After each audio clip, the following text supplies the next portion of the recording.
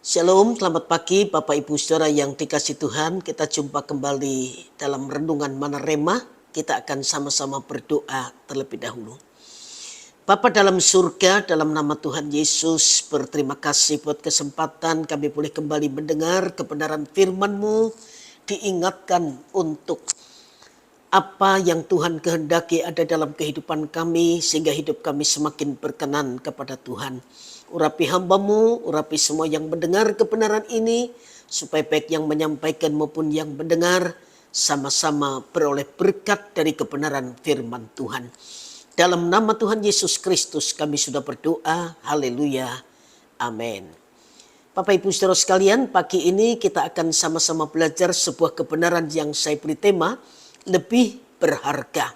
Matius pasal 12 ayat 12 bagian A saja. Matius pasal 12 ayat 12 bagian A saja. Bukankah manusia jauh lebih berharga daripada domba? Bapak Ibu Saudara sekalian, mengapa Tuhan Yesus membandingkan manusia dengan domba? Sangat menggelikan. Tetapi jika kita ingin berkata jujur, sesungguhnya domba itu memang jauh bisa memberi hasil baik untuk tuannya. Sedangkan manusia, hasil terbaik seperti apa yang telah manusia berikan untuk Tuhan, yaitu Tuhan Yesus Kristus. Perhatikanlah, Australia memang sangat terkenal dengan negara penghasil bulu domba yang terbaik. Namanya domba Saffron Merino. Tidak sembarang orang memelihara domba ini. Sekali pangkas, domba ini menghasilkan sekitar 4-5 kilo bulu domba. Bulu-bulunya sangat halus, sehelai bulu domba, berukuran 1/15 rambut manusia. Bayangkan saja harga satu bal bulu domba Saffron Merino bisa mencapai $500. Sangat menguntungkan, bukan? Nah, Tuhan berkata bahwa manusia jauh lebih berharga daripada domba.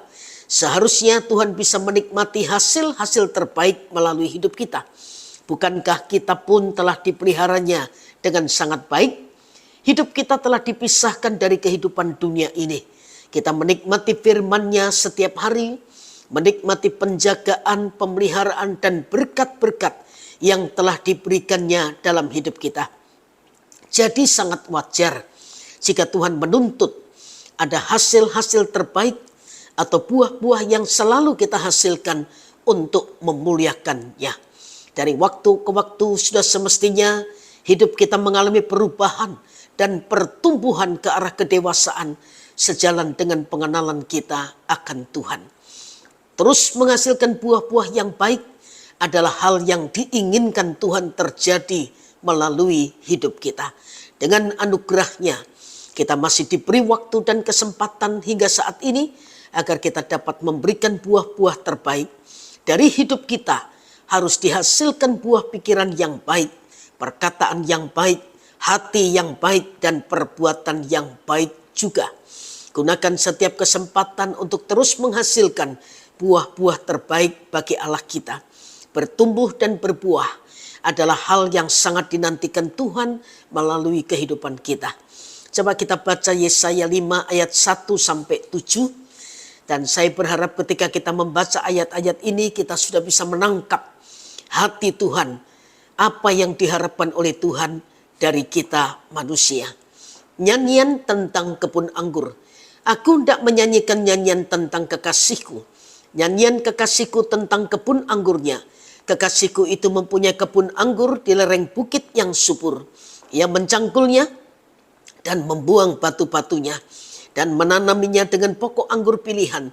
Ia mendirikan sebuah menara jaga di tengah-tengahnya dan menggali lubang tempat memeras anggur.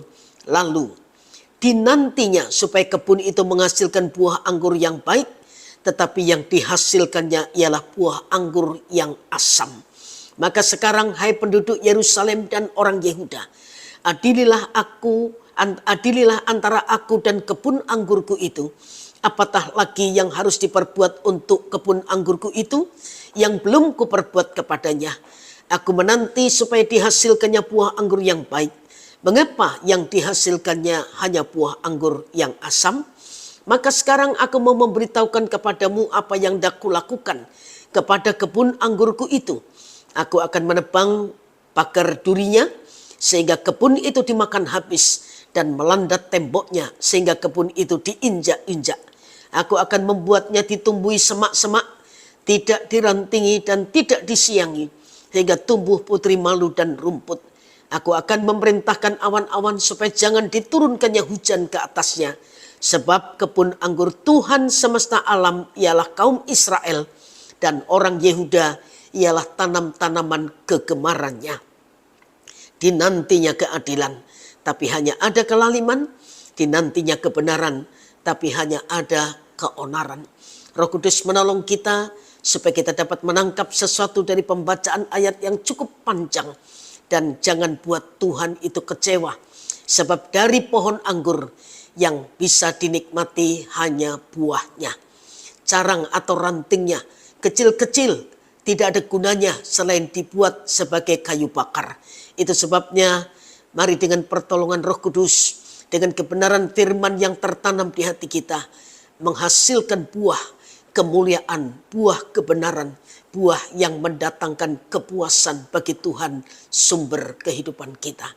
Dalam nama Tuhan Yesus, kita bersama-sama bergandengan tangan saling mendoakan supaya kita tetap kuat dan terus berbuah untuk kemuliaan-Nya.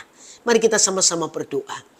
Terima kasih Tuhan, bersyukur buat kebenaran firman-Mu yang mengingatkan kami agar kami tidak menjadi pohon anggur yang berbuah asam busuk, tapi kami menjadi buah anggur yang berbuah manis untuk kemuliaan nama Tuhan. Roh Kudus tolong setiap kami, biar kami tidak hidup percuma, karena kami sudah menikmati pemeliharaan berkat-berkat rohani dari Tuhan. Selayaknya kami menghasilkan buah-buah yang baik untuk mempermuliakan nama Tuhan. Terima kasih, berkati semua yang sudah mendengar kebenaran ini, dan biar Roh-Mu yang kudus penolong itu memampukan kami menjadi pelaku firman Allah. Dalam nama Tuhan Yesus Kristus kami sudah berdoa. Haleluya. Amin. Selamat pagi, Tuhan memberkati kita semua.